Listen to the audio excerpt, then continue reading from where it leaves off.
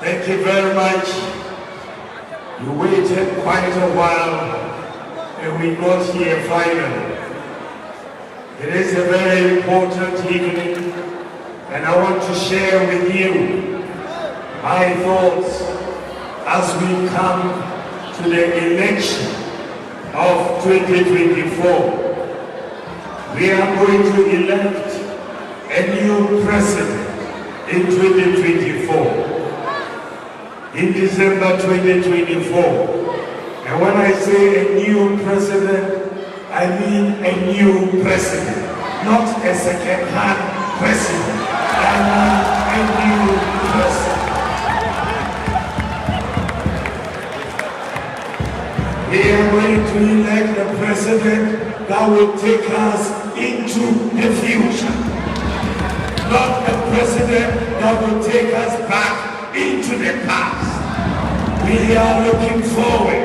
We are not going backwards. We want a president who thinks about possibilities, not impossibilities.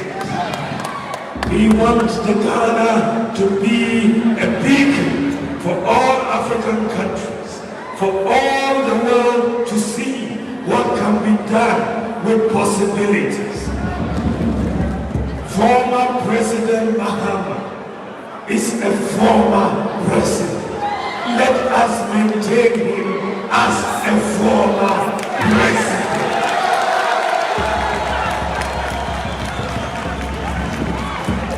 During his tenure of office, he said he was going to develop the North with the Savannah Accelerated Development Authority. They spent hundreds of millions of dollars. Can you find a SADA project in Navorongo? Can you find a SADA project in the Upper East, in the Upper West, in Savannah, in Northern region, in Upper and Northeast? You can't find one single SADA project. He said they used the money to rear guinea fowls, which flew to Burkina Faso.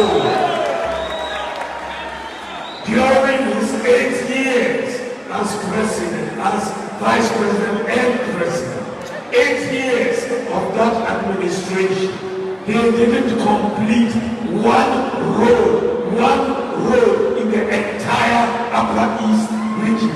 8 years. 8 years. They didn't complete one road.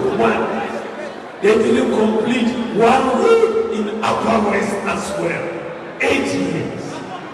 One road they didn't. They abolished teacher training allowance. He abolished nursing training allowance. He abolished Arabic instructors allowance. Even chalk in school was a problem. We slept in Dumso for 4 years. He said he wasn't a magician to create jobs. And when we complained, he said he was a dead goat. Do you want to go back to Mahama? Do you want to go back to Mahama? Do you want to go back to Mahama? No, we don't want to go back. This election, we will compare our records. It is very important. I work with data. Data speaks to us. And when you look at the data, you will know that the comparison is night and day. You look at the data, agricultural growth, we perform better. Industrial growth, we perform better. Jobs, we perform better. Roads, we perform better. Railways, we perform better. Airports, we perform better. Economies, we perform better. Court systems, we perform better. Libraries, we perform better. Sanitation facilities, we perform better. Zonal development, we perform better. Teacher training allowances, we perform better. Nursing training, we perform better.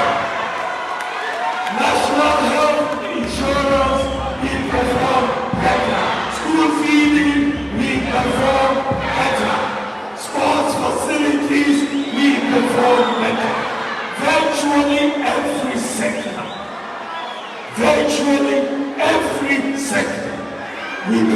but the data says so.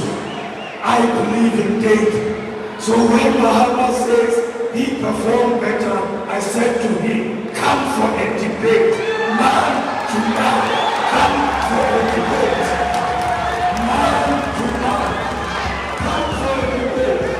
And let us look at the data. Let us look at the data. Come for a debate, but he's afraid. He is very afraid because I will expose him. I will expose him, the emptiness of his arguments. I will expose him.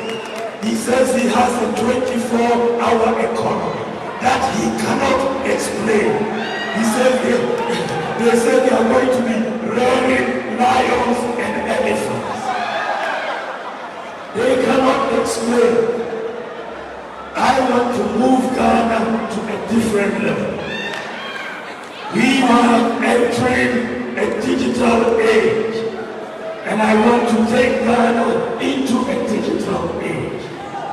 When you look at the world, the whole world is moving digital. This is why when we came into office, I said, let's issue the Ghana card. Let's make Ghanaians have digital identity. Many people did not appreciate it, but today we have the Ghana card.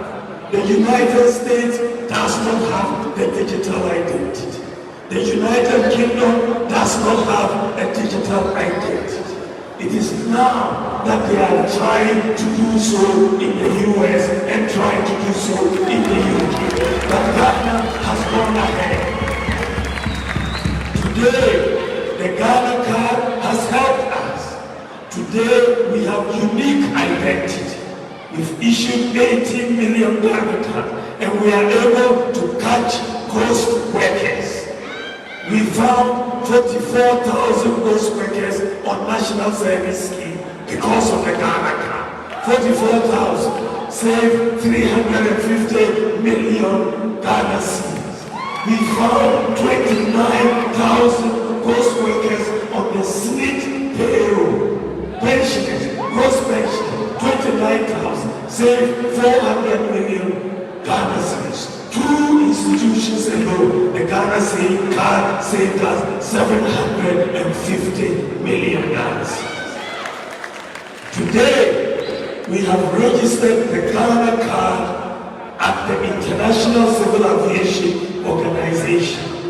So today, the Ghana card that you have is registered and recognizable at 44,000 airports and border points across the world.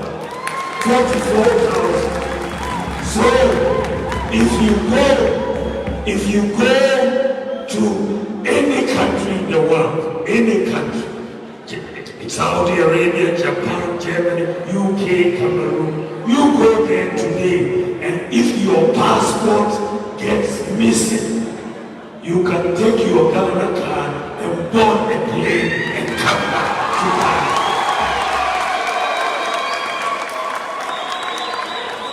When we came into office, we faced a problem. Only 4% of adults have a tax identification number. 4%. This is from independence to 2018. Only 4% of adults in Ghana have a tax identification number because the process was cumbersome to apply for a tax identification number. So I said, let us go for a simple solution. Let us make the Ghana card number your tax identification number, your SNIT number, your NHIS number. It's a simple solution. Immediately we did that, the proportion of adults with tax identification numbers immediately went up from 4% to 85% immediately. Then we faced another problem. Ghana did not have a working address system. But wherever you go, people will ask you for your address. And I said, from independence to 2017, we didn't have an address system. 60 years of independence. So I said, let us move to a new solution. We are going to implement a digital address system. And people didn't understand it. We persisted. And we have implemented a digital address system everywhere in Ghana. Every house, every street, everywhere has a digital address. And Ghana is only the second country in the whole world to implement a digital address system. The whole world.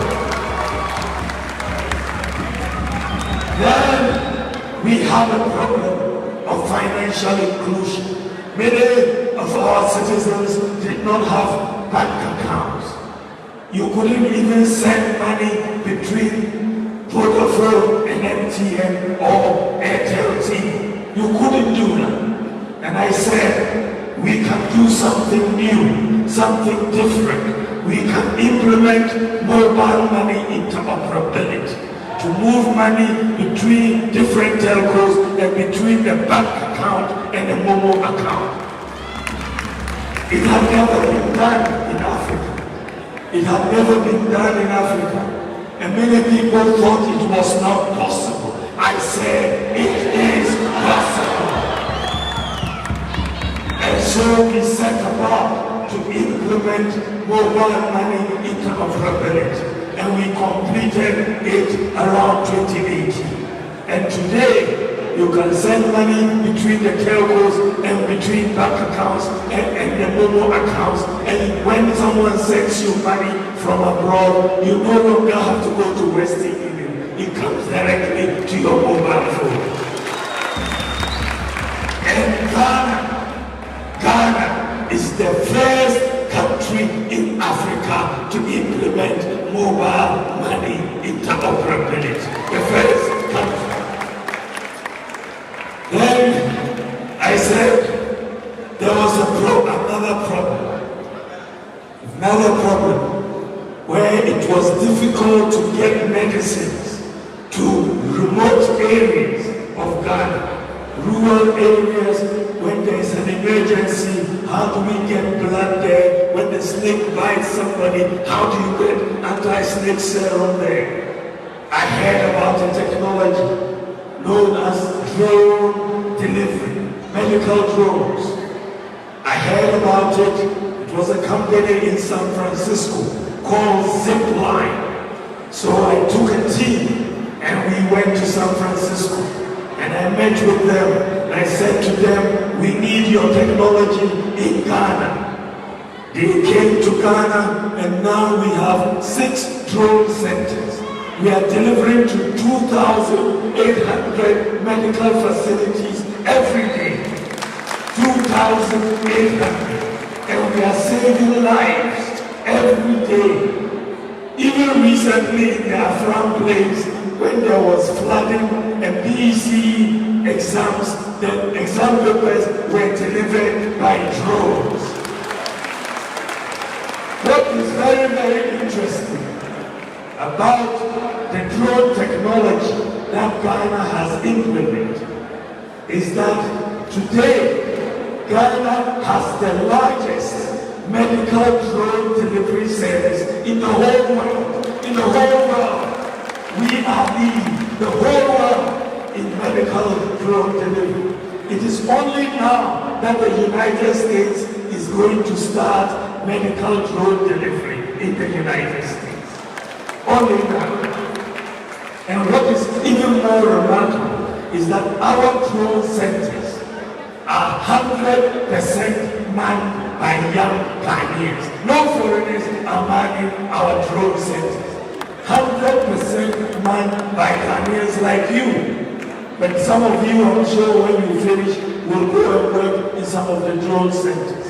100% manned by pioneers, young men and women, smart young men and women.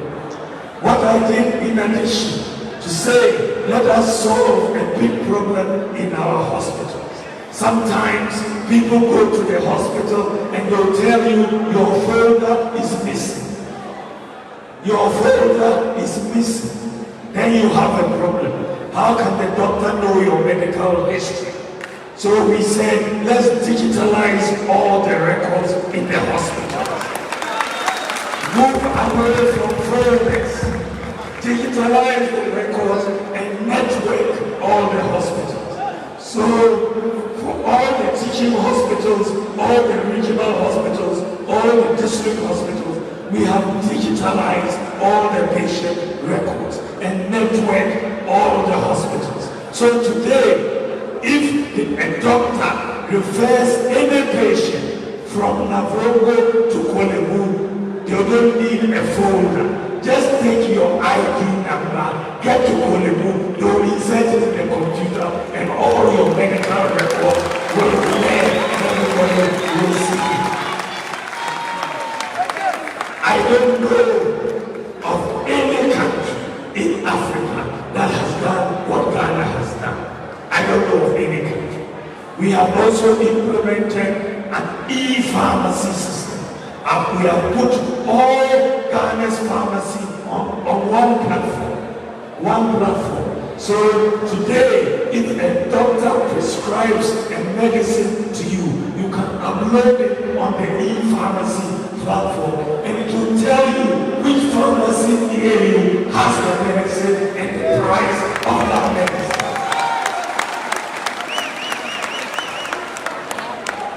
Will tell you the price of the medicine and where it is. Because sometimes you can be roaming from pharmacy to pharmacy and they'll tell you we don't have the medicine. But now you can be told. And Ghana is the first country in Africa to implement an e-pharmacy system. The first country. But we are moving. We've digitalized the ports. We've digitalized the DVNA. We've digitalized the passport, the birth and death registry. What is interesting, today, let me tell you what we did. We linked up the database of the National Identification Authority, the Ghana Health Service, and the birth and death registry. We've linked them up. So today, if a child is born in the hospital, and you take the child for weigh-in, at the weigh-in, we'll give the child the Ghana card number, right as a baby, and at the same time, the birth certificate number, all on a phone. This is what happens abroad, but we are doing it in Ghana today. We are building for the digital future. But as we go into the future, we need digital skills. And this is why I'm going to train 1 million youth with digital skills. 1 million youth. Because with digital skills, coding, software engineering, and so on, with digital skills, you can be sitting in Navorongo and working in America, working in Canada, working in the UK, right from a village or town in Ghana. We need our people to acquire digital skills. So we are starting with 1 million youth to train them to have digital skills. I'm going to focus a lot on agriculture, technology-driven agriculture, with agricultural enclaves in places like Togo, where we will have irrigation, we'll have agro-processing, and we will have a road network to support agricultural productivity. That's going to be important. I'm going to also reduce the cost of power in Ghana. It is too high. I want Ghana to move away from power generated by oil and gas to power generated by solar. We are moving to solar power. Solar power is the future. That is where we are going. I'm going to bring in 2,000 megawatts of solar power, and that will reduce the cost of electricity by 50%. 50%. That is what we are doing. With the help of the Ministry of Finance, We are moving public transport away from the oil and gas, petrol and diesel to electric buses. We are bringing in electric buses for public transport. That will reduce the cost of public transport. Because petrol prices, whatever happens in the Middle East, they go up. Spare parts go up. But when you are using electric vehicles, the cost of operation is very low. And this is where we are going. The Minister of Finance has been very supportive, and we are going to bring in the first 100 electric buses this year. And we will run the pilot, and everybody will see. But the best way for us to reduce the cost of public transport is to bring in electric buses, and that means at least a 40% reduction in the cost of public transport. We are moving, we're bringing in a new tax system, a flat tax system like Estonia. We're bringing in many new policies, and those will come into will be shown with my manifesto that is coming out next month. So this is to tell you that I'm preparing Ghana for the digital revolution. We in Ghana today are ahead of almost most African countries. We are ahead of in some of the areas, we are ahead of even the developed countries. We are ahead of them. And we are going to make sure that we continue making life easier for our people.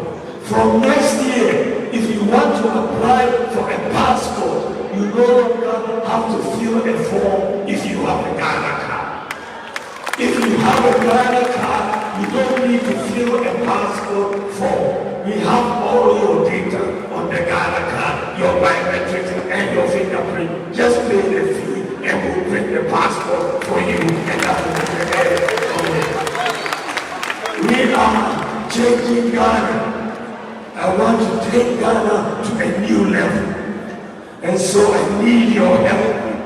I need your help. We want to create jobs for the youth. We want to make business much easier. And we want to make credit available.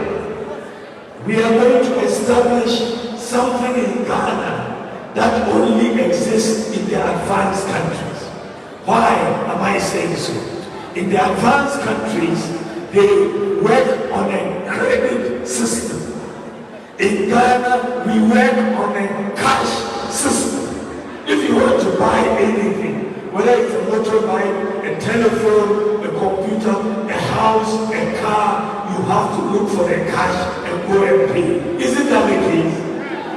If a worker is going to buy anything in Ghana, it's largely on cash. Abroad, US, Canada, Japan, UK, all Germany, all the developed countries, they work on a credit system. So the workers can get a lot more consumption out of their wages. In Ghana, it isn't the case. Why are they able to do so abroad? They are able to do so because they have the database to do credit scoring. So that each individual has a credit score, and every lender will know whether you are a risky borrower or not. If you are not a risky borrower, they will give you credit, and you will be able to buy your telephone, your car, your computer, everything on credit, and pay small. And so I wrote a book 14 years ago. I wrote a book on where Ghana should go, where Africa should go. And I said we need to put in place the critical pillars so that Ghana can have a credit system. And what were those critical pillars? I said we need digital identity. We need an address system, and we need everybody to have a bank account. And that is what exactly we have done. So I'm happy to tell you that very soon, before the end of this year, Ghana is going to start operating a credit scoring system.